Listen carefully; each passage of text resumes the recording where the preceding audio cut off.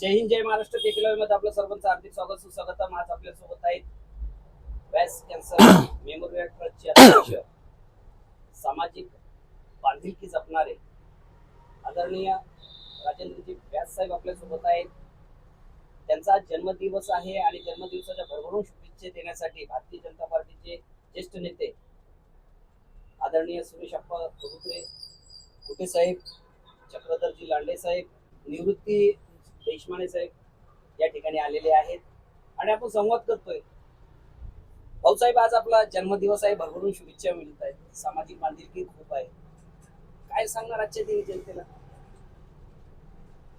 गेल्या 40 वर्षापासून समाजसेवेचं व्रत हातात घेऊन सर्व मित्र वर्ग, परिवार, आई वडिलांचा आशीर्वाद घेऊन जे जनसेवा करत आहोत, आज सकाळून लोकांचा जो प्रेम आणि विश्वास पाहिला तर सहज मनात आलं की चांगल्या कामाची पावती आज आपल्या समोर लोकांनी येऊन सत्कार करून शुभेच्छा देऊन केली. आपण समाजामध्ये सामाजिक बांधिलकी जोपासलेली आहे, आरोग्य सेवाही आपण करता आहात. ब्रेस्ट कॅन्सर मेमोरियल ट्रस्टच्या वतीनं असंख्य रुग्णांना दिलासा देण्याचं कार्य केलेलं आहे. सुखद अनुभव काय सांगतील? आता अनुभव तर भरपूर आहे, जे आपण 2 मिनिटात 5 मिनिटात सांगू शकत नाही, परंतु आज सरकारी योजना भरपूर आलेल्या आहेत. मी ज्या काळामध्ये काम करत होतो त्या काळामध्ये कोणतीही सरकारी योजना नव्हती. त्या काळामध्ये जेव्हा लोकांचे बिल कमी करणे, त्यांना योग्य ठिकाणी नेऊन ऑपरेट करणे, त्यांना रेडिएशन देणे, हार्टचे ब्लॉकेज काढणे, एचआयव्हीचे पेशंट दुरुस्त करणे, अस्थमापासून तर स्किन डिसेसपर्यंत लोकांची सेवा करणे, तेव्हा त्यांच्या चेहऱ्यावर, त्यांच्या डोळ्यातून जे आसू निघत होते ते एक एक अश्रू आपल्याला सांगत होते की बाबा, माझ्या केलेल्या सेवेचं तुला आणि तुझ्या परिवाराला देव आशीर्वाद रूपानं चांगलं ठेव. ते जेव्हा पाहिलं तेव्हा मनाला धन्यता वाटायची की आपण गेलेल्या प्रसंगातून लोकांनी न जावं आणि त्यांच्यावर तर दुर्दैवी प्रसंग आला तर त्यांना रुग्णसेवा करताना अडचण होऊ नये, ती सामाजिक बांधिलकी म्हणून मी मदत नाही केली, त्यांना सहकार्य केलं.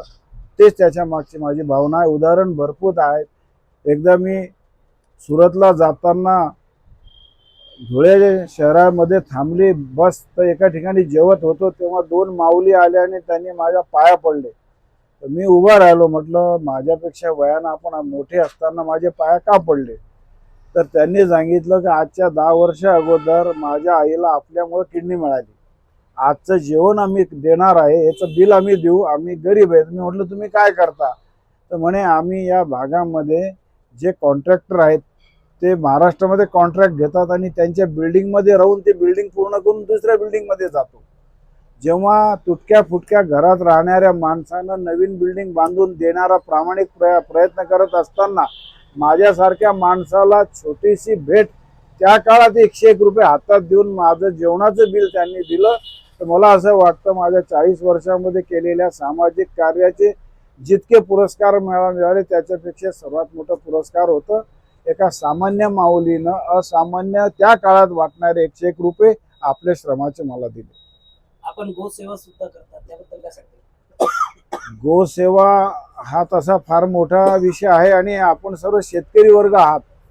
या काळामध्ये ही प्रजाती संपूर्ण ग्रामीण भागातली नष्ट होत आहेत, कारण चारा नाही, माणसं नाही आणि काही ठिकाणी पाणी सुद्धा नाही.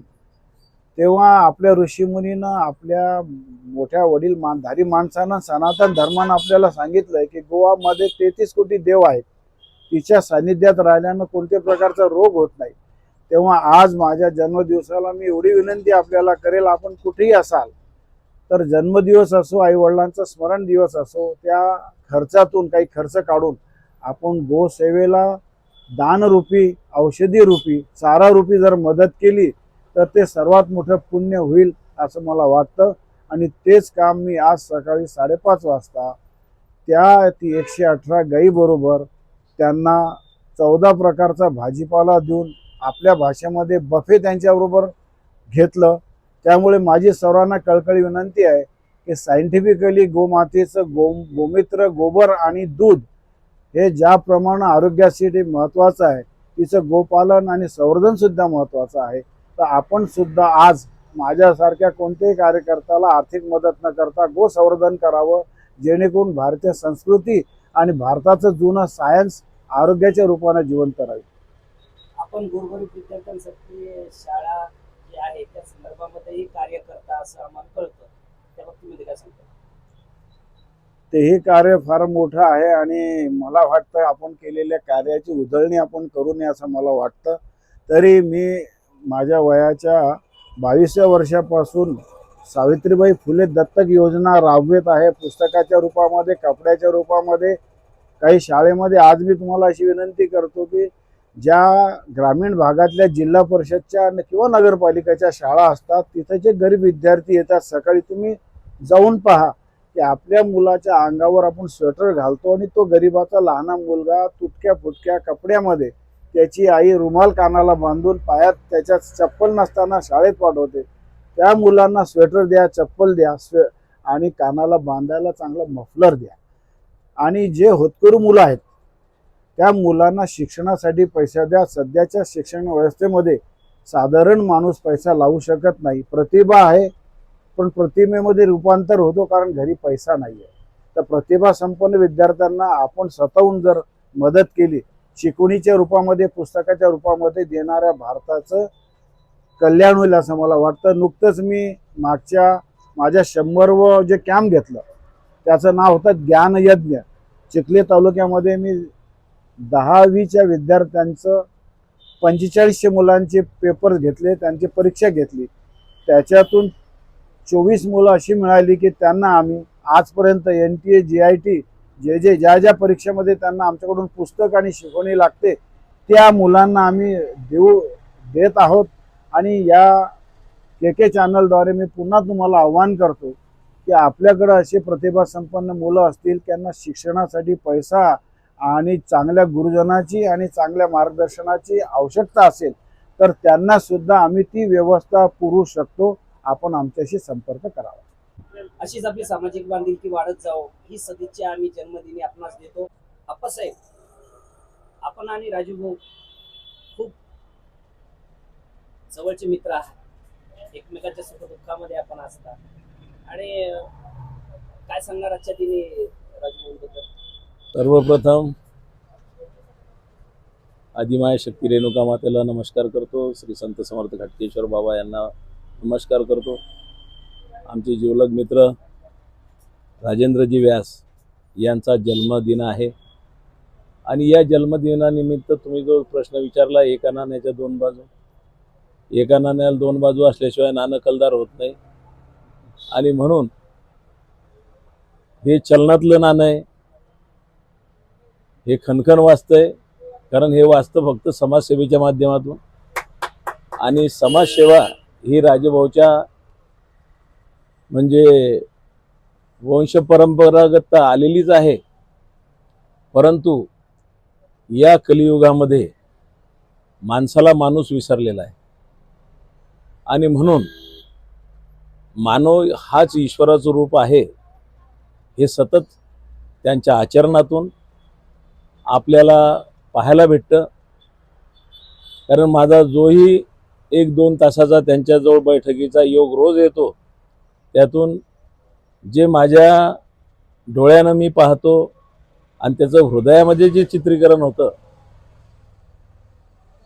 खरोखर अत्यंत कठीण परिश्रम, म्हणजे त्यांचं जीवन असं आहे की अत्यंत कठीण परिश्रम, वन मॅन आर्मी, अकेला चलो, आणि त्याच्यातून समाजसेवा, वैद्यकीय सेवा, गोसेवा, त्याच्यानंतर आपले शिक्षण, जे शिक्षणाचं ते झालं त्याच्यातही सेवा, आणि अशा ज्या सामाजिक सेवेचे जे अंग आहेत असा एकही भाग त्यांच्या जीवनातून वगळला गेला नाही. आणि म्हणून एक अष्टपैलू असं व्यक्तिमत्व की जे सगळ्यांना हवंसं वाटतं.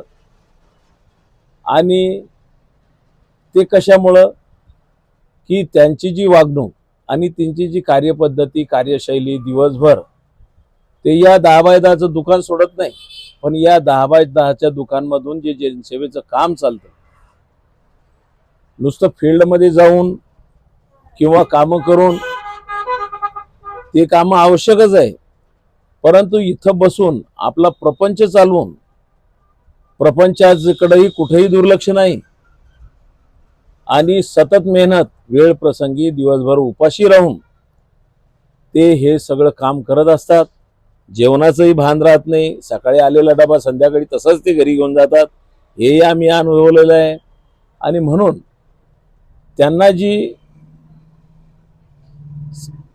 श्रीमंती मिळालेली आहे ती मनाची श्रीमंती आहे. माणूस धनवानपेक्षा मनवान असला पाहिजे आणि ते राजू शेठ हे मनवान आहेत.